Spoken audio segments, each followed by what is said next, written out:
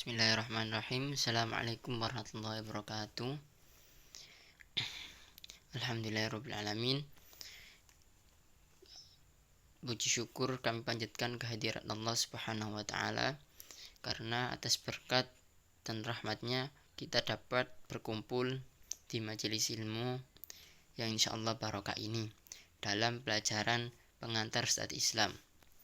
Di sini kami selaku kelompok 2 atas nama Ahmad Reza Hamdan Anwar dan Wanda Marsyand Az-Zahra Gunawan akan menyampaikan presentasi kelompok kami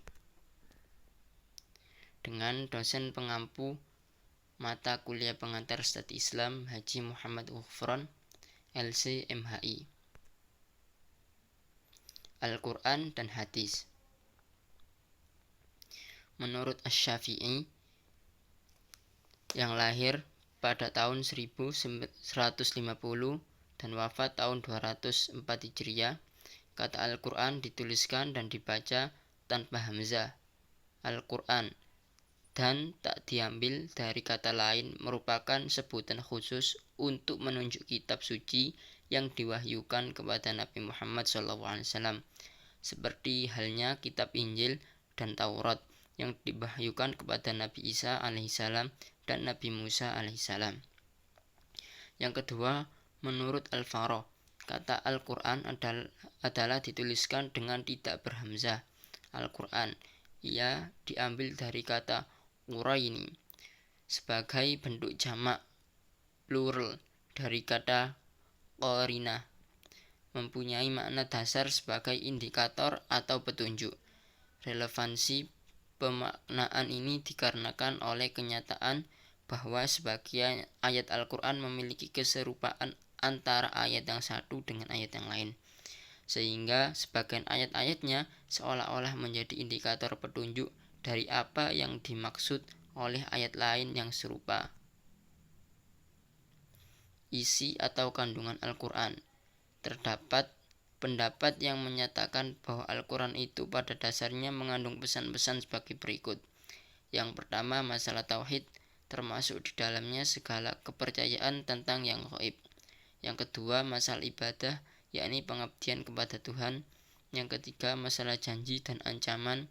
Yang keempat, jalan menuju kebahagiaan dunia dan akhirat, berupa ketentuan-ketentuan dan aturan-aturan yang hendaknya dipenuhi agar mendapatkan ridho Allah. 5. Riwayat atau cerita, yakni sejarah orang-orang terdahulu, baik sejarah bangsa-bangsa, tokoh-tokoh tertentu, maupun para nabi dan rasul.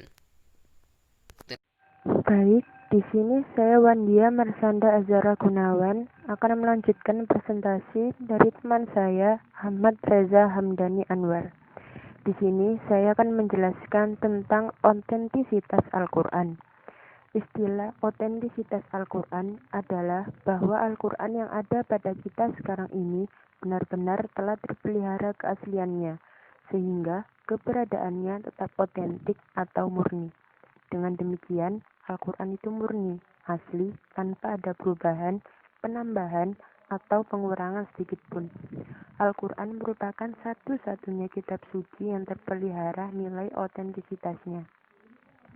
Setiap muslim wajib percaya bahwa apa yang dibaca dan didengarnya sebagai Al-Quran seperti sekarang ini tidak berbeda sedikit pun dengan Al-Quran yang pernah dibaca oleh Rasulullah SAW dan didengar serta dibacanya oleh para sahabat Nabi Shallallahu Alaihi Wasallam. Inilah makna sebenarnya dari terminologi otentisitas Al-Quran. Pengertian hadis. Hadis adalah salah satu sumber ajaran Islam selain Al-Quran.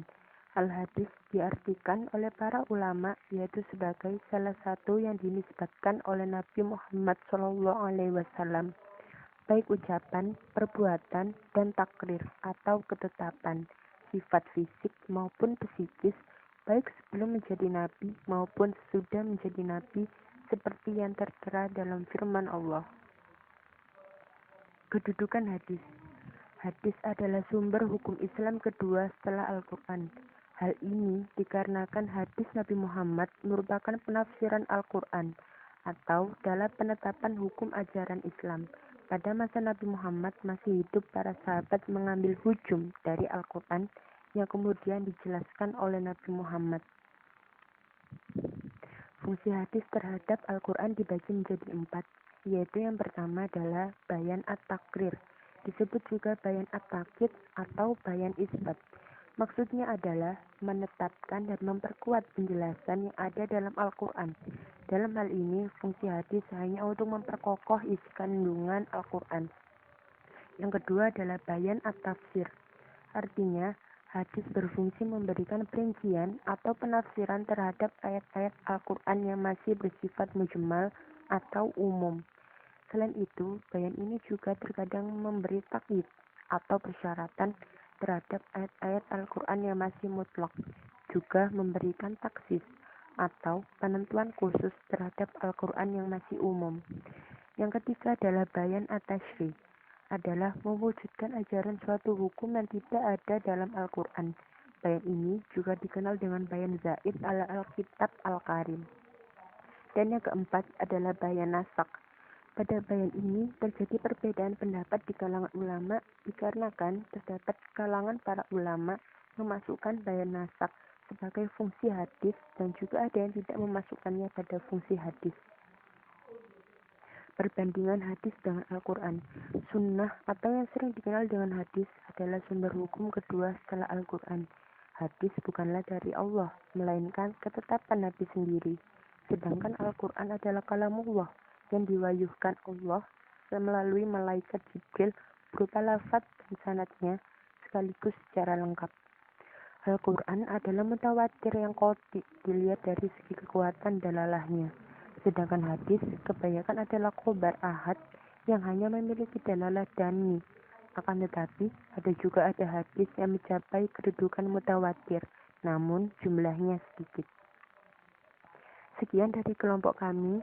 Maaf bila ada salah kata ataupun pengucapan. Terima kasih atas perhatiannya. Wassalamualaikum.